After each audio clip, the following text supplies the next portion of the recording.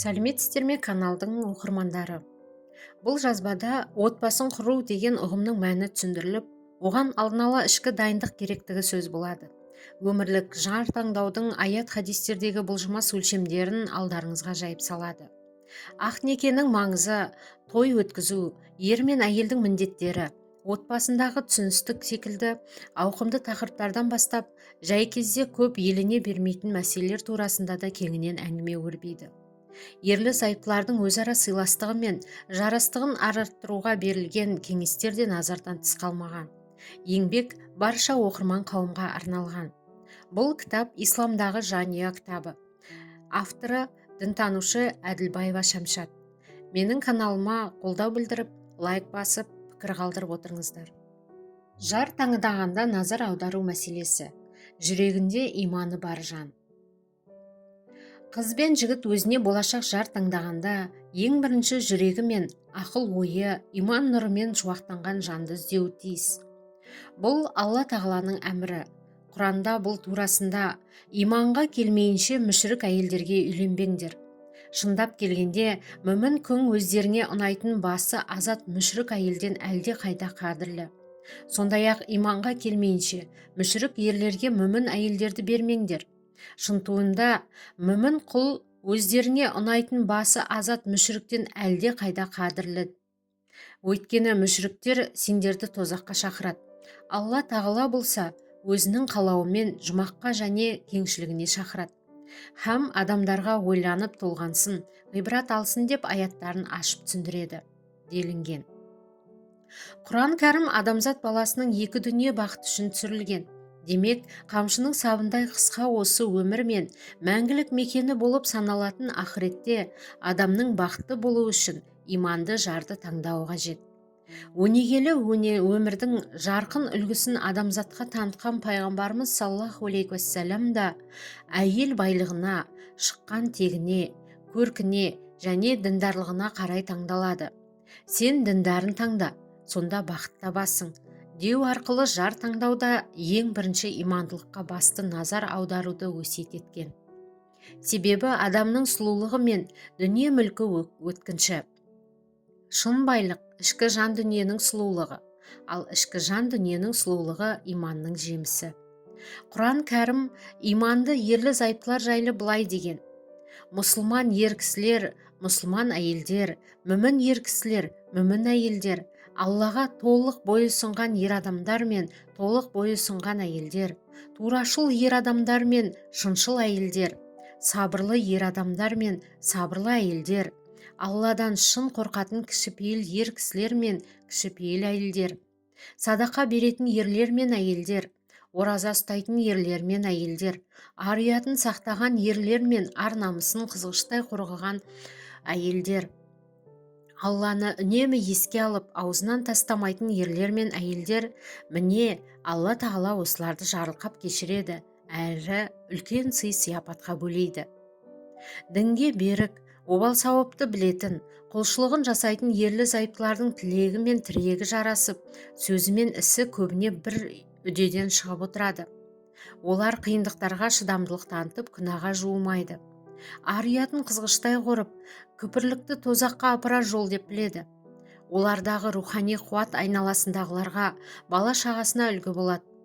Алланы құрметтейтін, ақыретіне алаңдайтын, өз міндетін адал атқаруға тырысатын, ажалды үнемі қаперде ұстайтын ата-ананың балалары барлық жағына өнегелі болып өседі.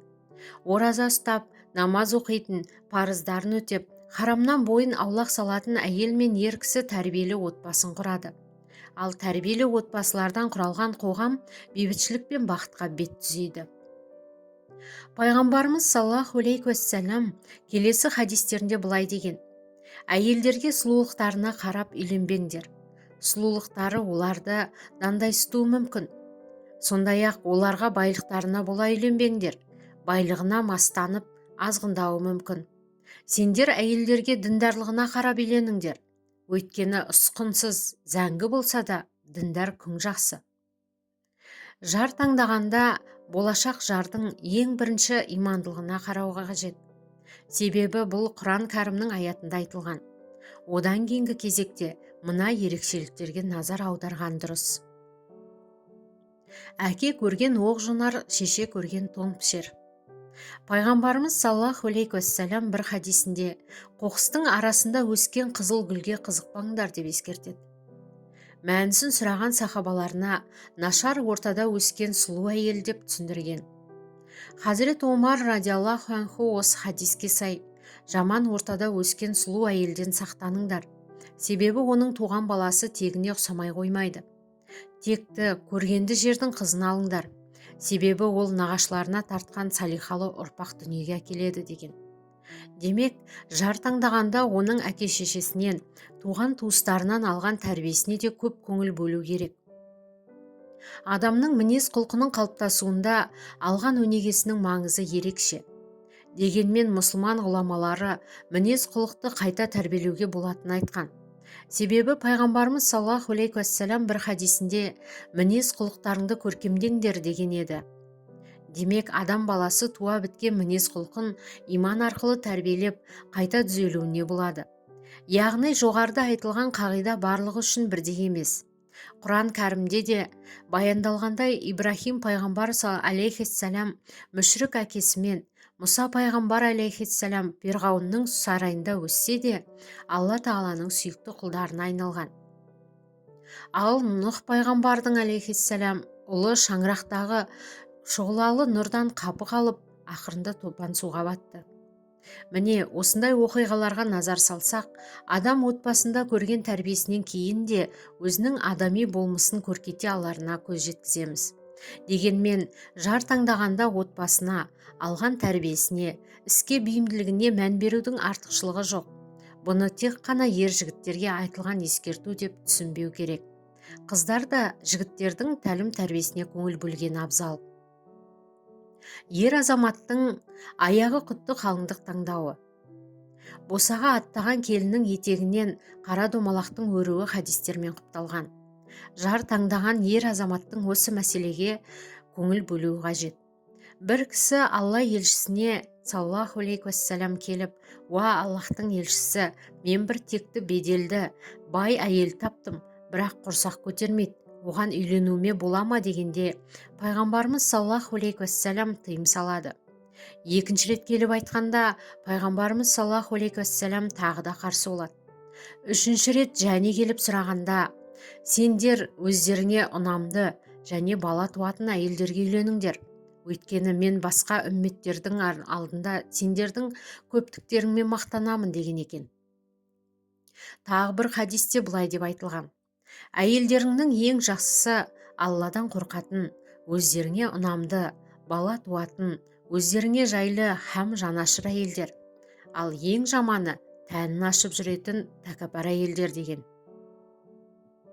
Хазірет Омар радиаллаху анху халифа кезінде жамағатқа айтқан құтпасында былай деген екен: пенде иманнан кейінгі кезекте көркем мінезді, өзі ұнататын және бала туатын әйелінен артық жақсылық көрген емес.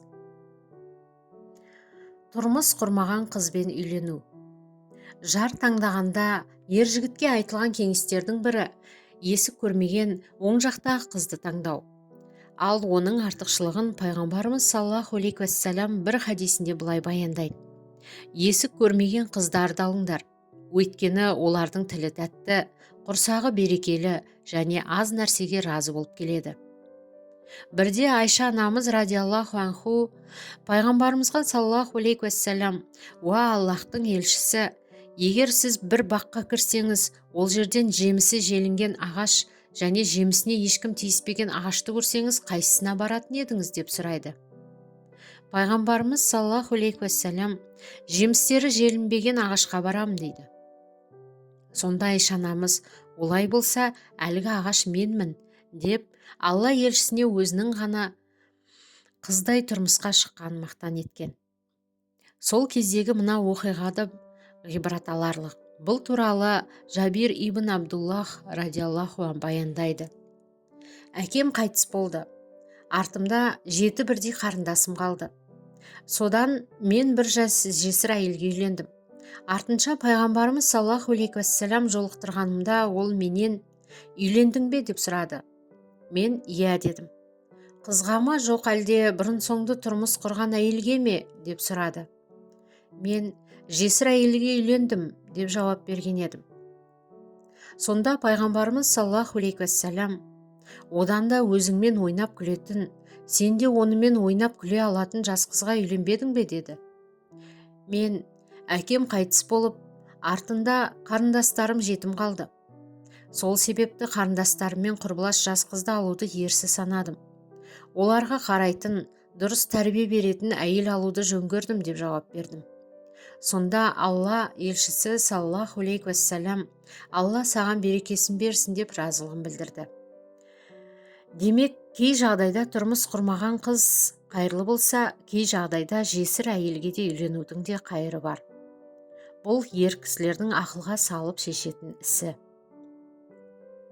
Қыз үшін теңін табу мәселесі. Ислам құқығында бойжеткеннің өз теңіне қосылуы кафаат деп атайды. Демек, қызды ұзатпас бұрын күйеу жігіт қалыңдыққа тең бе, әлде емес пе, алдымен соны анықтау қажет.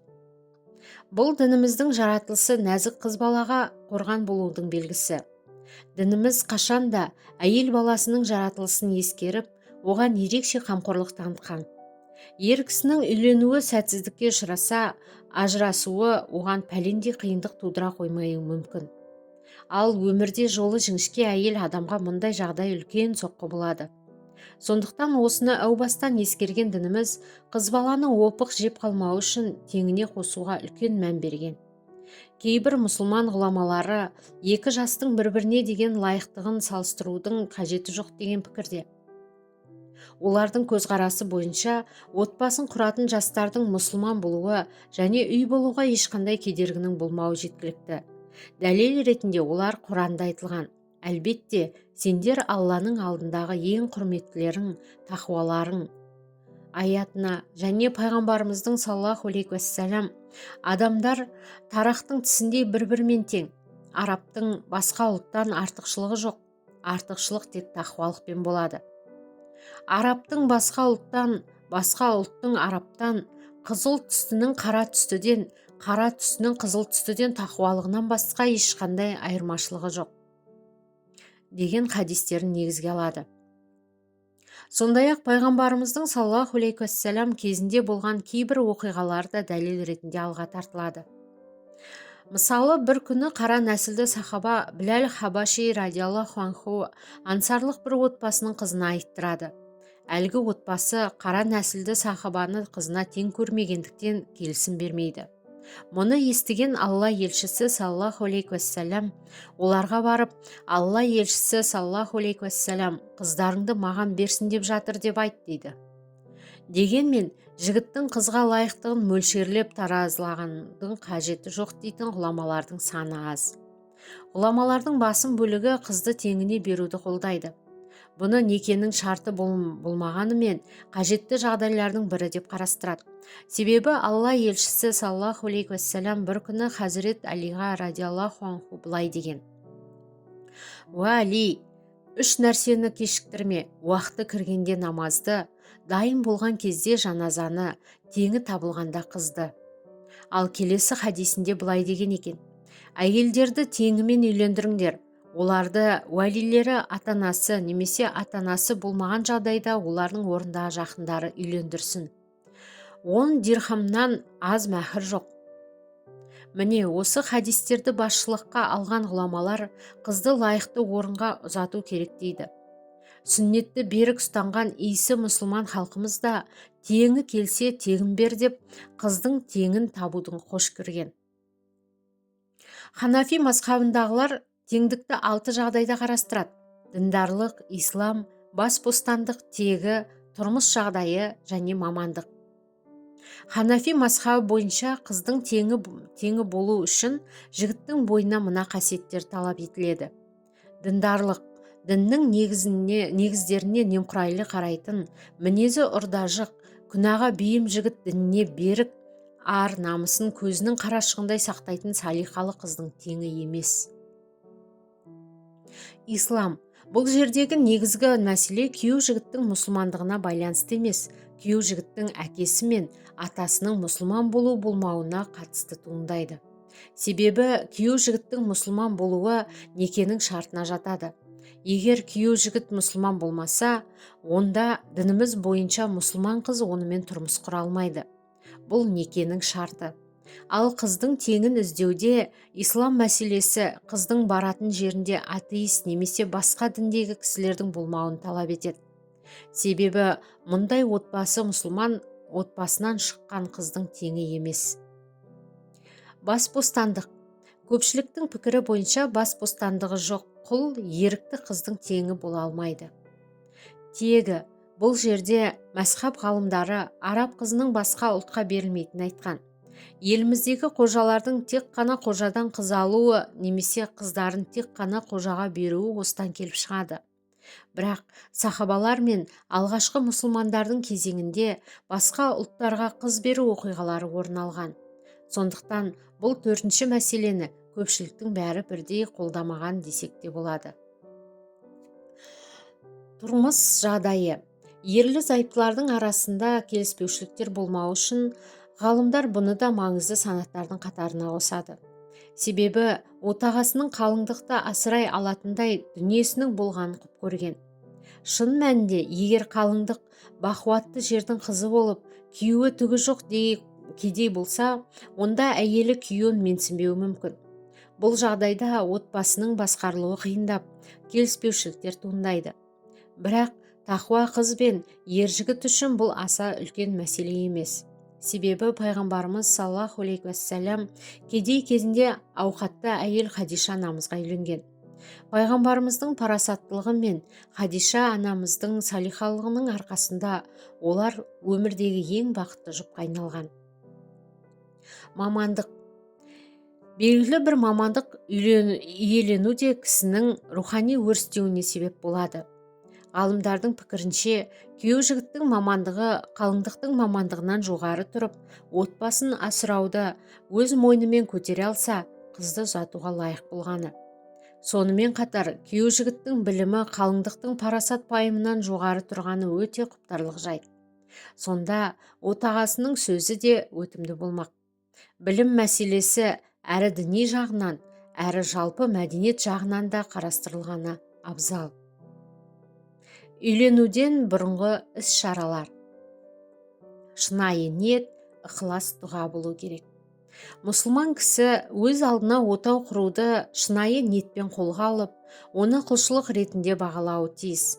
Сондықтан намаздардың соңында немесе күнделікті дұғаларында Алла тағаладан екі дүниеде де қайырлы болатын, бірге қол ұстасып бақытты өмір кешетін, мінез құлқы жақсы жар тілеу қажет. Ықыласпен жасалған дұға бақытқа апаратын ең сенімді жол. Шынайы көңілмен жасалған дұғадан кейін адам баласы Алла тағаланың қайырлы жар нәсіп ететініне сенуі керек. Пайғамбарымыз саллаллаху алейхи уассалам асыл жұбайы Үмму Сәләма анамыз басынан өткен жайды былай деп баяндайды. Алла елшісінің саллаллаху алейхи уассалам былай деген естідім. Қандай да бір мұсылманды қайғы басқанда, расында бәріміз Алладан келдік және міндетті түрде оған қайта ораламыз. Уа Алла тағалам, осы қайғыға сабырлық танытқаным үшін маған сауап жазғайсың және артын қайырлы еткейсің деп жалбарынса, Алла тағала басына келген қайғы қасіретке сабырлы бола білген үшін оған сауап жазып, артын қайырлы етеді. Күйеуім қайтыс болған кезде мен Расулалладан саллаллаху алейхи уассалам әмір еткеніндей осы сөзді айттым. Алла тағала маған күйеуімнің орнына одан да жақсысын, яғни пайғамбарымызды саллаллаху алейхи уассалам нәсіп етті. Яғни қай уақытта да Алла тағалаға: "Ва Раббым, маған өзің разы болатындай қайырлы, иманды, ықыласты, адамгершілігі мол, көркем мінезді, жақсы жар нәсіп ет" деп дұға етсек, Құранда "Маған дұға етіңдер, сендерге жауап берейін" деген ұлы жаратушымыздың дұғамызды қабыл алады емес пе? Ең бастысы, оған шынайы көңілмен жалбарынуымыз қажет.